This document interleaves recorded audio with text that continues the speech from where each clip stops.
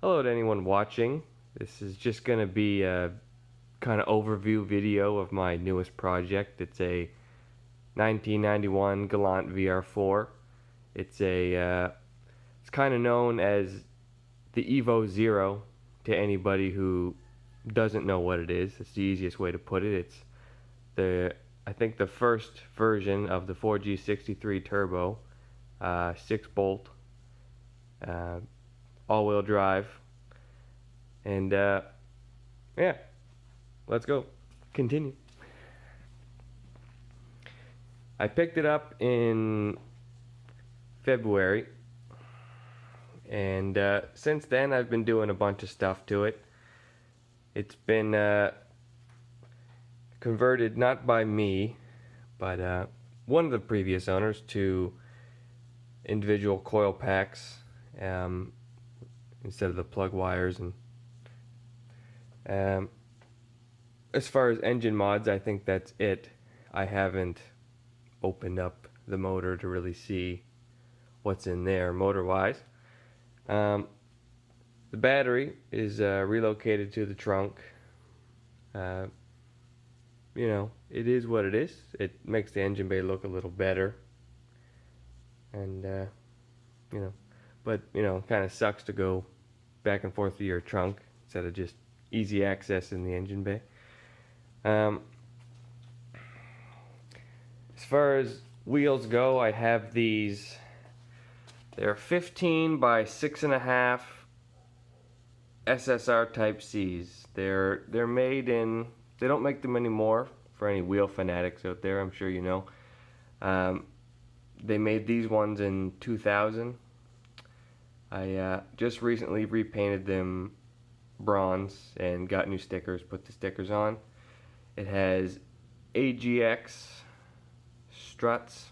I don't think they come with springs, so I don't know if those are the stock springs or not. I have not put them on. They're old looking. They're probably blown. I don't really know. There's not a whole lot of suspension stuff out there for these cars. I also haven't looked a lot either, so I'm kind of talking out of my ass. Anyway, I do have the dogleg trim. I know some people who've seen it, they've said, oh, that's common for those to be missing. Well, they're not missing. I just haven't found the right clips to put them in yet. I have them both. And it's the same setup in the rear. I just recently put on new brake rotors, pads, and calipers. Up here in Canada, it's kind of expensive to get all those things for these cars because they're never sold here. So you gotta ship everything up from the States. But it is what it is. And I did trade my Miata for this car. At the time, it seemed like an amazing idea, but the poor Galant has a few more issues than I expected. Not really mechanical issues yet, anyway, besides the brakes, but they're kind of like body issues. A little bit of, not like rock, I don't know if you'll see it on the video or not, but right there, just some good end of the rocker dogleg area rust. As far as up there, it's fine, but again, it is what it is. I have it now. What am I gonna do? We'll hop in the trunk, not literally. As you can see, there's the battery, and most of the interior is there, which is surprising.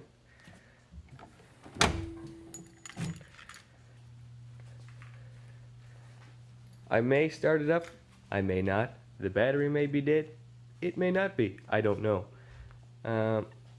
We can do an interior if we can see that.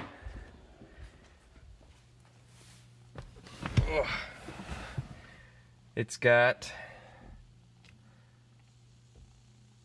203,000 miles on it. Good luck finding any of these cars with super low miles. There's not very many if you don't know. This is 1,915 out of 2,000. They made 2,000 in 91 and another 1,000 in 92, and then they stopped making them. And then they came out with the first Evo, which they only sold in Japan. It's got a Momo shift knob. I didn't put it on there, but it's nice. The stock steering wheel was changed out with the first gen Plymouth Laser wheel. It's alright, I guess. I don't want it. Horn doesn't work.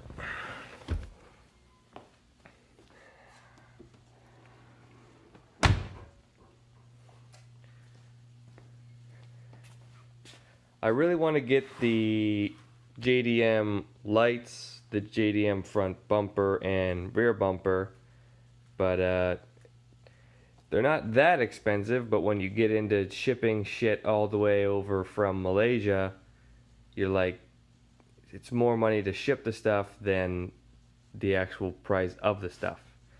So you're looking at like, you know, $1,200 for a bumper cover, both ends, and then the headlights are probably about $200.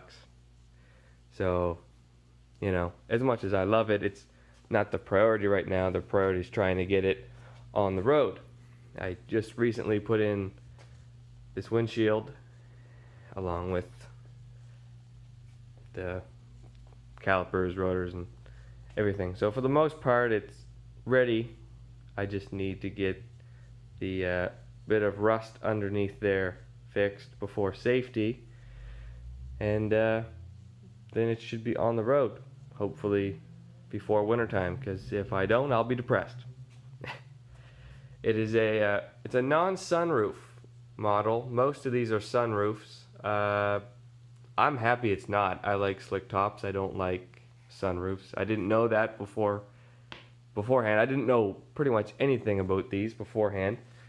I just kind of dove headfirst into this thing, and it could have went better, it could have went worse, but it is what it is at this point, and I do love the car, but it's definitely not for people who want an easy vehicle.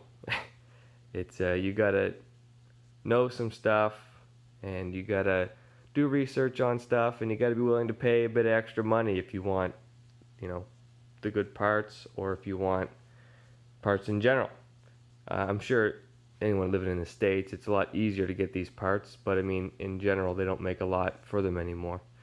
Body panel wise, mostly, but a lot of the engine stuff you can still get because they had the same engine in the GSX, the Plymouth Laser, Eagle, Talon, all that stuff.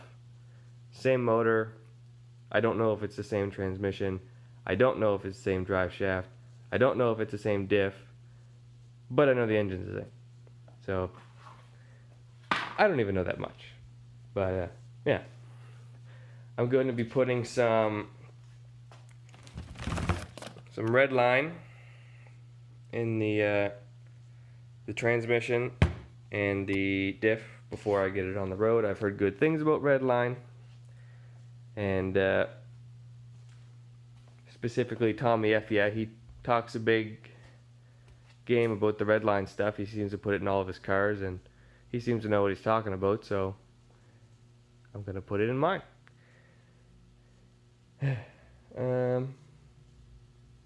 I think that's about it. I don't know what else to go on about. If anybody has any questions about it, feel free to ask in the comments. I don't know how many views this video is going to get. If you have one of these cars and you have any tips for me, put those down there as well. I may try to start it up. I don't know if it will. I don't know if I'll die from fumes or not. The battery's been disconnected for a couple months, probably. We'll see. I need the keys. Okay.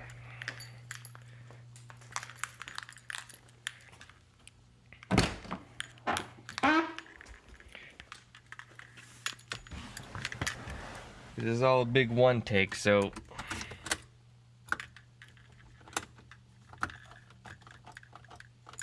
nope. Nothing. Not a thing.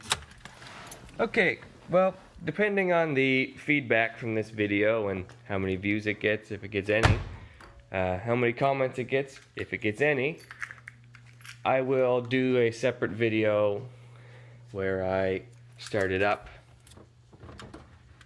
And I cannot take it for a drive right now. If it was off jack stands, I might do a small one, a little driving clip. But I'm not taking it off jack stands just for that. And yeah, I hope anybody who's watched this and enjoyed it a little bit, and any VR4 fanatics out there. I'm not a video person, I'm not good at this, but I decided to go at it anyway.